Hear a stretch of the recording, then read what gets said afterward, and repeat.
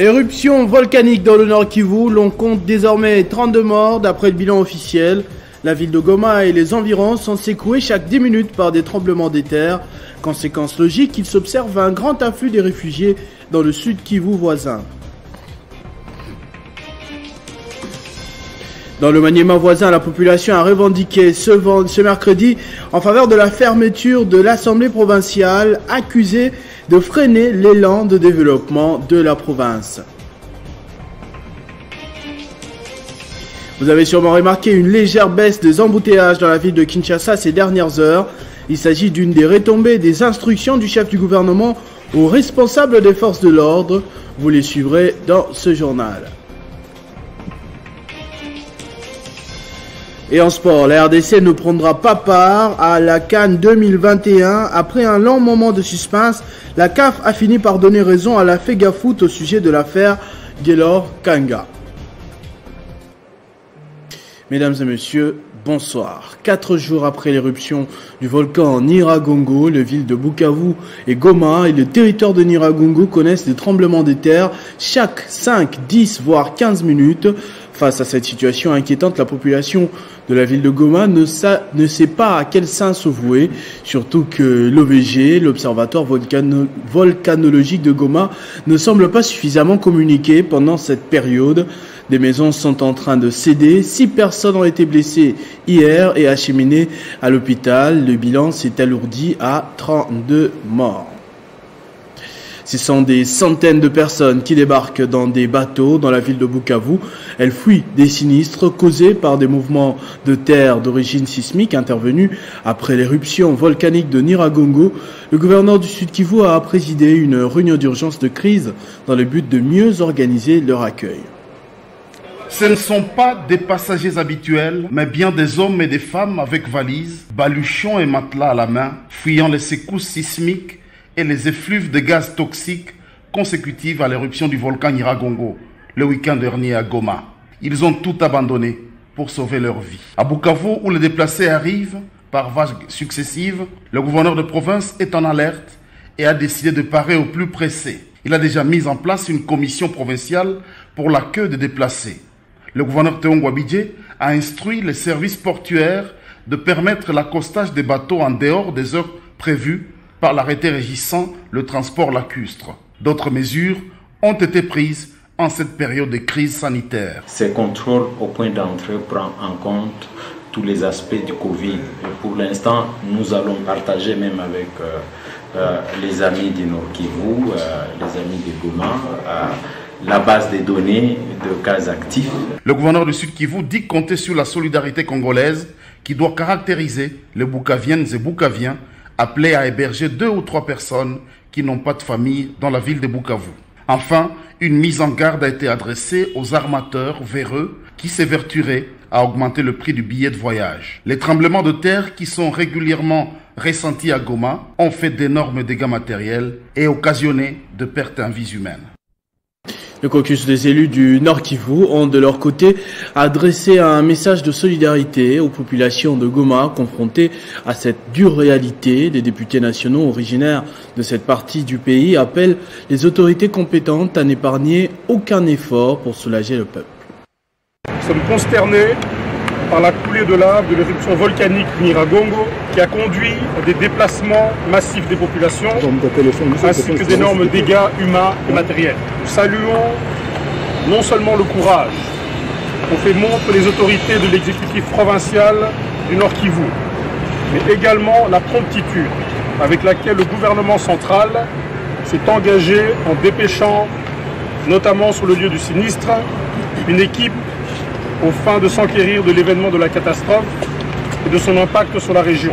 Notre très profonde compassion et témoignons notre étroite solidarité à nos populations sinistrées qui traversent des moments tellement difficiles et recommandons par ce fait au gouvernement central ainsi qu'à ses partenaires humanitaires étrangers d'engager très rapidement des actions en vue d'une prise en charge sociale et humanitaire nécessaire. Nous recommandons la réforme de l'Observatoire volcanologique de Goma et surtout en le dotant des moyens humains, matériels et logistiques adéquats pour qu'à l'avenir, le pire soit prévenu.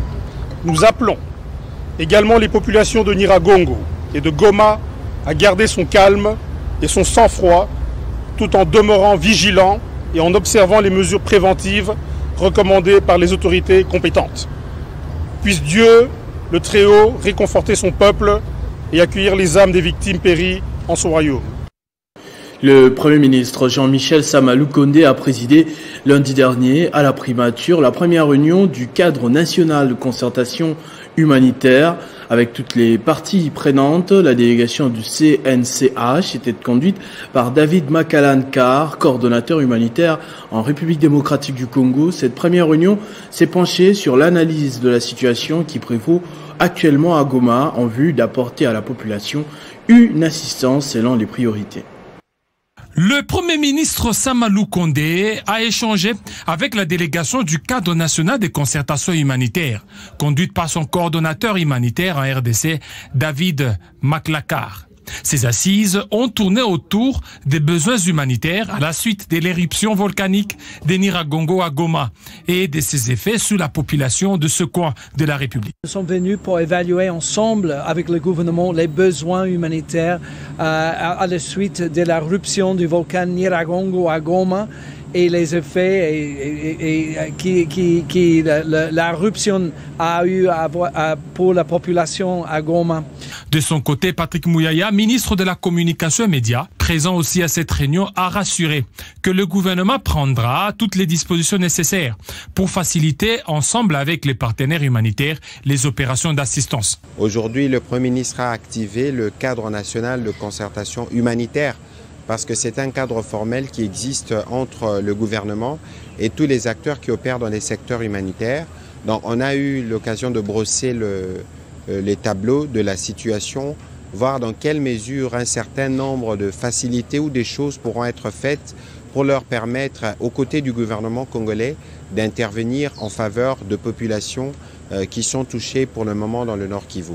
A précisé que l'éruption volcanique de Nyiragongo, qui s'est produite le samedi 22 mai dernier dans la soirée dans la ville de Goma, occasionnant à ce jour une trentaine de morts et des dégâts matériels importants. Le chef du gouvernement Jean-Michel Sama Lukonde a instruit les autorités compétentes à mettre fin aux embouteillages et tracasseries policières à Kinshasa. C'est une annonce faite hier, mardi, à la primature au cours d'une séance de travail tenue avec le ministre de l'Intérieur et Sécurité, le ministre des Transports, Voies et Communications, celui des Infrastructures et Travaux Publics, ainsi que le commissaire général de la police nationale congolaise et le patron de la ville de Kinshasa. Pour améliorer les conditions des Congolais à Kinshasa et dans les grandes villes du pays, le Premier ministre Sama Lukonde a tenu une séance de travail et d'analyse stratégique à la primature avec les autorités politiques, administratives et policières congolaises en vue de trouver en urgence des solutions durables aux problèmes d'insécurité, d'embouteillage et de voirie.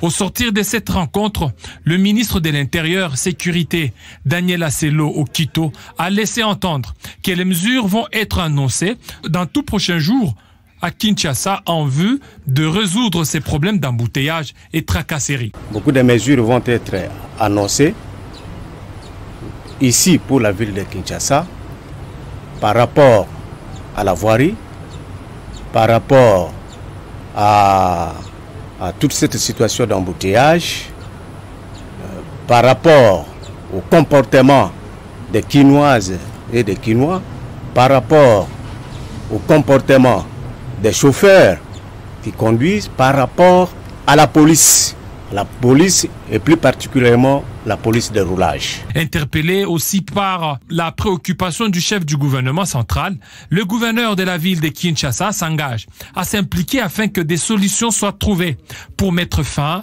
tant aux embouteillages qu'à l'insécurité dans la capitale. Outre le ministre de l'Intérieur, Sécurité, ces assises ont réuni le ministre des Transports, Voies des Communications, celui des Infrastructures, Travaux Publics, ainsi que le commissaire général de la police nationale congolaise et patron de la police de Kinshasa. L'état de la piste de l'aéroport de Kavumu dans le sud Kivu laisse à désirer. C'est le constat fait par le vice-ministre des Transports, Voies et Communications et de désenclavement Marc Ekila à l'issue de sa visite effectuée dans plusieurs divisions provinciales de ces secteurs. Profitant de son bref séjour dans les provinces du Nord Kivu et du Sud Kivu, où il a pris part aux obsèques de la mère du président du Sénat, le vice-ministre de Transport, Voies des Communications et des Enclavements, Marc Ikila, a fait un état des lieux des équipes et matériels de son secteur, notamment à la division provinciale de la Seine-Père, de l'OGEFREM, de la SNCC, de la RVA, de l'aéroport de Kavumu et du plus vieux bateau mis en service depuis 75 ans, pour ne citer que cela.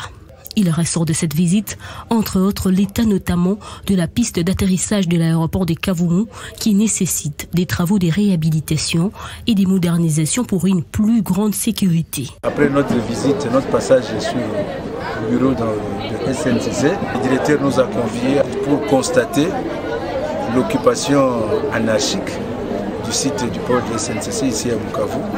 Et le manque alors du matériel total. Nous sommes sous la conduite du chef de l'État, son Excellence Félix Antoine Tshisekedi et du Premier ministre, et voir comment, dans le cadre du désenclavement qui nous est confié comme nouvelle tâche ou nouvelles attributions, nous allons porter ces plaidoyers, mais il était important pour nous de constater sur le terrain et nous pensons que nous allons porter ces plaidoyers au niveau du gouvernement. Les vice-ministres de Transport Marc Ikila restent déterminés à contribuer à la concrétisation de la vision du chef de l'État et des programmes d'action du gouvernement Sama Lukonde afin de faire un plaidoyer auprès des instances habilitées. Passer en revue toutes les interventions du PNUD dans le processus de réforme du secteur de l'aménagement du territoire était l'objet de la rencontre entre le ministre d'État en charge de l'aménagement du territoire et Dominique Sam, représentant du PNUD en République démocratique du Congo. Tête à tête, c'est mardi 25 mai 2021 au ministère de l'aménagement du territoire. Maître Guy Luando, ministre d'État, avait en face de lui M. Dominique Sam, représentant pays du PNUD en RDC. Les deux personnalités ont passé en revue toutes les interventions du PNUD dans le processus de réforme du secteur de l'aménagement du territoire. Pour féliciter, n'est-ce pas, M. le ministre pour sa nomination au poste de ministre d'État pour l'aménagement du territoire. Et on a aussi profité pour faire en revue tout ce qu'on est en train de faire ensemble, l'appui que le PNUD est en train d'apporter au ministère de l'AT pour tout ce qui est comme le processus de politique et de l'aménagement des territoires et les prochaines étapes. D'une manière ou d'autre, on touche toujours aux finances quand on parle de réforme. Mais c'était surtout question comment est-ce qu'on peut mobiliser ensemble les supports nécessaires pour le ministère pour continuer à mener à bon port, n'est-ce pas, la politique de l'aménagement des territoires. Une politique qui est très importante pour le développement durable du pays. Je pense que c'est le futur du Congo en termes d'état d'esprit. Je pense que le Congo aujourd'hui a besoin de ce type d'homme avec cet état d'esprit qui se veut réformateur, qui se veut progressiste, qui se veut le bien-être du Congo.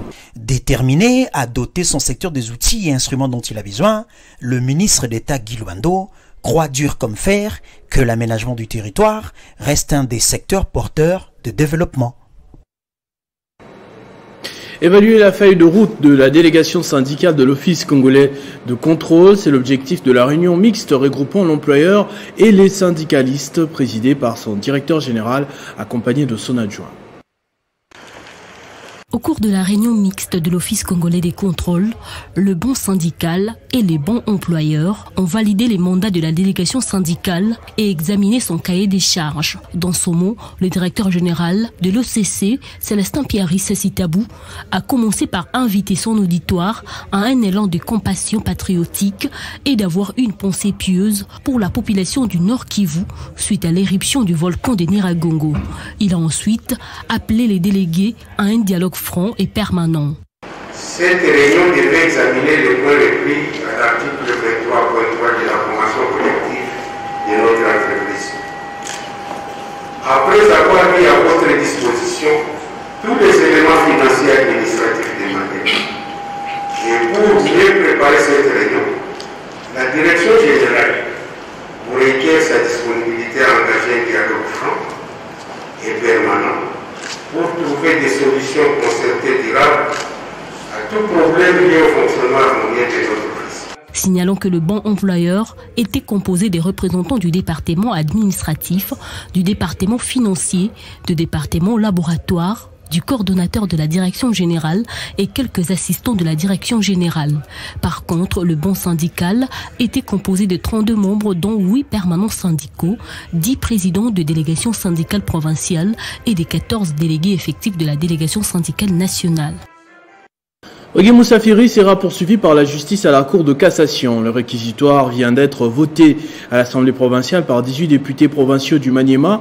Il lui est reproché les détournements d'une somme de 123 000 $ de redevance minière du secteur de Bébé Salamabila dans le territoire de Kabambaré. Seulement, la population s'est massée dans les rues de Kindu ce mercredi pour dénoncer les méthodes de l'Assemblée provinciale qui, de son avis, freinent l'élan de développement de la province.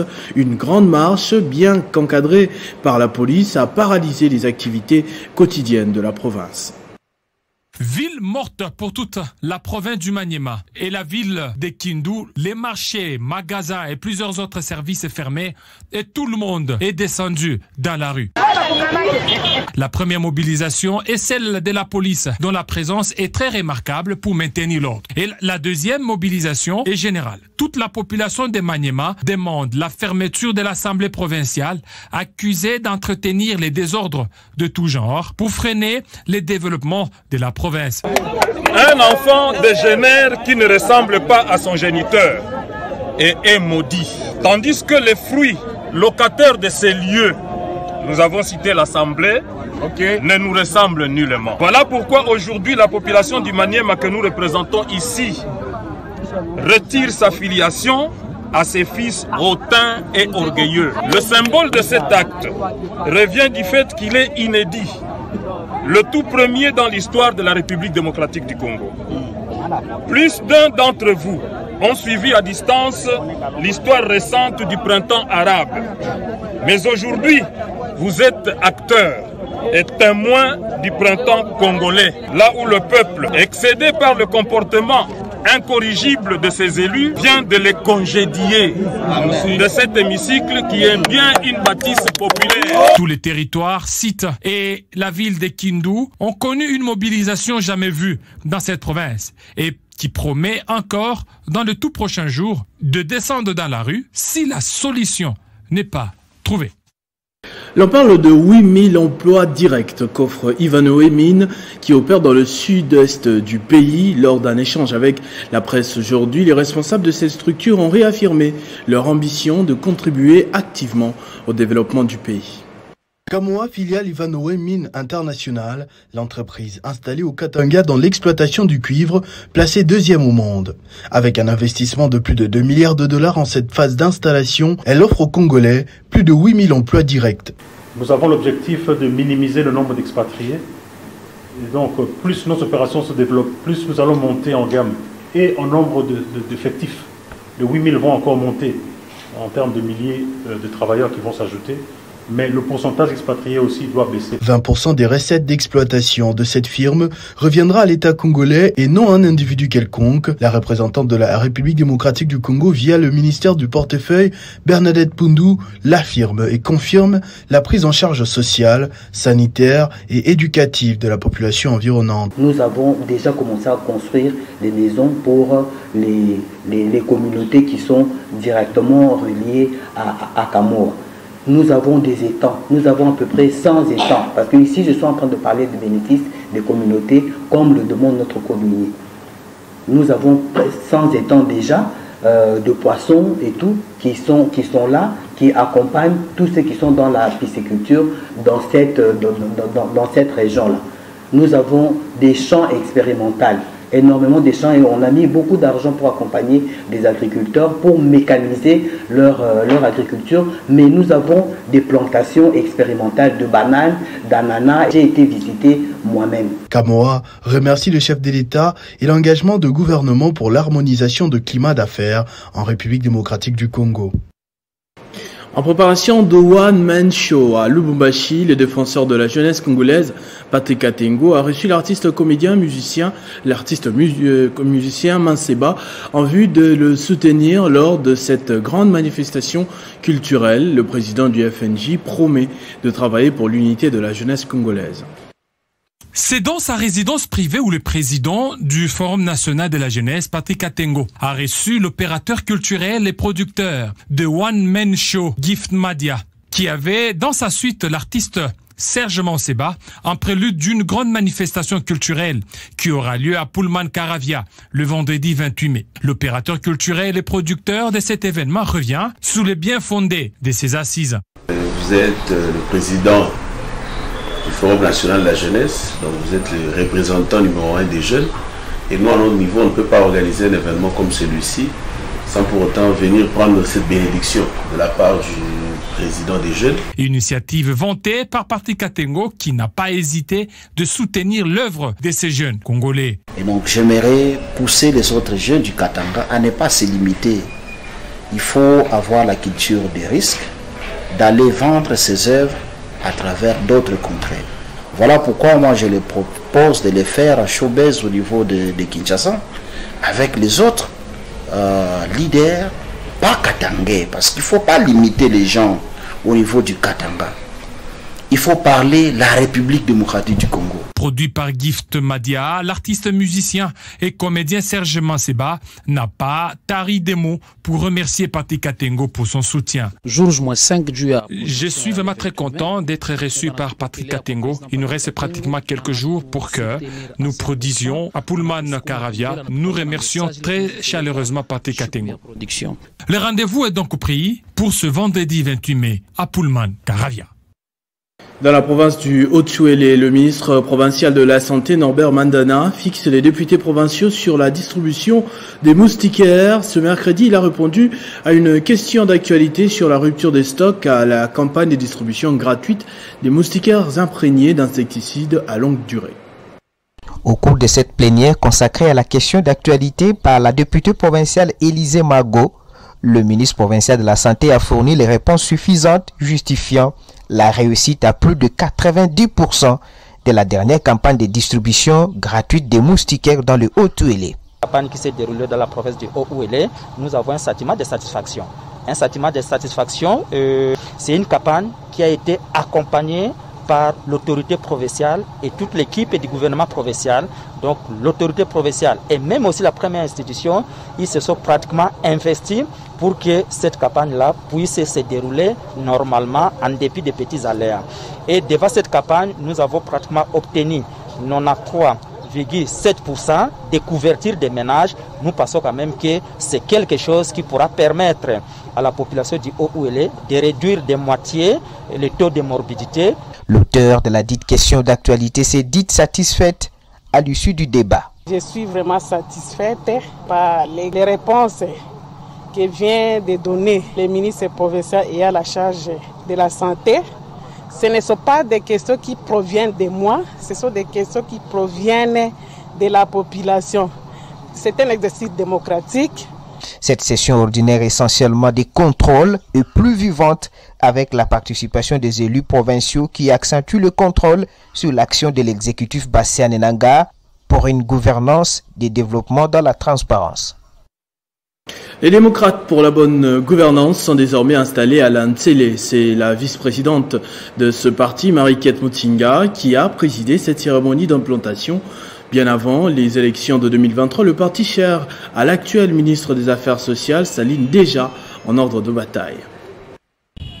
C'est sous une bonne escorte de moutards que la vice-présidente du Parti des démocrates pour la bonne gouvernance et présidente de la Ligue de femmes, Mariquette Mutinga, était conduite au quartier OCC dans la commune de L'Antsele, où près de 400 personnes l'attendaient pour lancer l'activité marquant l'implantation du PDG, parti cher à l'actuel ministre des Affaires sociales Modeste Mutinga. Devant la foule, Mariquette Mutinga rappelle l'historique et les objectifs du parti, résumés dans sa devise, à savoir la prospérité et le partage. Après l'allocution de la deuxième personnalité du PDG, s'en est suivi l'installation du comité de cette formation politique pour les quartiers OCC par son fédéral.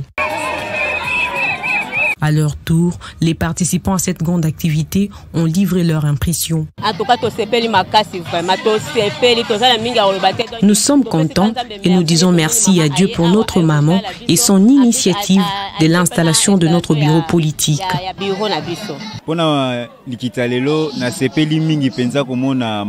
Je suis très content pour la descente des mamans à l'OCC et je souhaite à ce que cette initiative ne se limite pas seulement à ce quartier. Nous voulons que le parti soit implanté dans tous les coins et recoins de la commune de Lontsele. En perspective, le Parti des démocrates pour la bonne gouvernance s'aligne déjà en ordre de bataille pour les prochaines élections prévues en 2023. Signalons également que cette cérémonie a été clôturée par la remise des présents aux participants, dont de la députée provinciale Marie-Kate Moutinga. Sous le haut patronage du président de la République, une semaine culturelle a été lancée dans le Haut-Katanga, au musée national de Lubumbashi. Différentes délégations ont pris part à la cérémonie d'ouverture de ces assises présidées par le grand chef de tous les Tchokwe, Mwatshisenge. Le musée national de Lubumbashi abrite la semaine culturelle Tchokwe, une action de grande envergure organisée par la mutuelle Tchokwe sous le haut patronage du président de la République, Félix Tshisekedi Tshilombo. Ces assises rassemblent les délégations provenant de tous les coins du pays. Le grand chef de tous les Tchokwe, Mwatshisenge, a rehaussé de sa présence. Le président de la communauté Tchokwe du Grand Katanga, Didier Wamana, et le président national Lambert Kandala ont successivement prononcé leurs mots de bienvenue. L'ouverture officielle de la manifestation a été marquée par une cérémonie traditionnelle que le grand chef Mwatshisenge a pilotée personnellement. S'en est suivi la visite guidée des œuvres d'art Tchokwe se trouvant dans le musée national de Lubumbashi. Le numéro 1 de tous les Tchokwe a promis de renforcer le musée avec d'autres œuvres d'art. Les impressions sont très bonnes à ce jour parce que je commence à comprendre que les Tchokwe ne sont pas listés, les Tchokwe sont en tête avancée. Et je l'ai toujours dit que les Tchokwe ont toujours été les premiers, ils doivent rester toujours les premiers. C'est ainsi que j'encourage cette initiative. Il y a quelqu'un qui commence à comprendre et à attacher l'importance à la culture, c'est le président de la République, Excellence, le chef de l'État, qui veut accompagner les Tchokwe. C'est très important pour nous. Cette série de manifestations prendra 7 jours. En RDC, la communauté Tchokwe est basée beaucoup plus dans la province du Lualaba, en territoire de Dilolo, Sandoa. On la retrouve également en Zambie, en Angola et en Namibie. Un mot de sport avant de nous séparer. Le suspense a pris fin. La Confédération africaine de football a tranché en faveur de la Fédération gabonaise de football plutôt que la FECOFA au sujet de l'affaire qui les opposait sur la nationalité du joueur Guelor Kanga. Ce dossier aura longtemps tenu en haleine les fans du foot, mais il ne changera rien à la liste des participants à cette fête sportive continentale. Ce journal est terminé. Je vous en rappelle tout de suite les principaux titres. Éruption volcanique dans le Nord Kivu, l'on compte désormais 32 morts d'après le bilan officiel. La ville de Goma et les environs sont secouées chaque 10 minutes par des tremblements de terre et, conséquence logique, il s'observe un grand afflux de réfugiés dans le Sud Kivu voisin ces derniers jours. Dans le Maniema voisin, la population a revendiqué ce mercredi en faveur de la fermeture de l'Assemblée provinciale, accusée de freiner l'élan de développement de la province. Vous avez suivi dans ce journal, une légère baisse des embouteillages dans la ville de Kinshasa est observée ces dernières heures. Il s'agit d'une des retombées des instructions du chef du gouvernement aux responsables des forces de l'ordre. La RDC ne prendra pas part à la CAN 2021. Après un long moment de suspense, la CAF a fini par donner raison à la FEGAFOOT au sujet de l'affaire Guelor Kanga.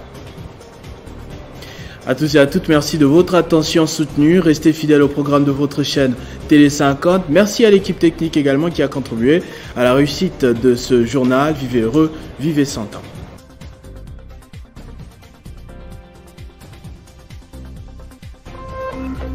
Téléchargez les infos Télé 50 sur www.tele50.cd.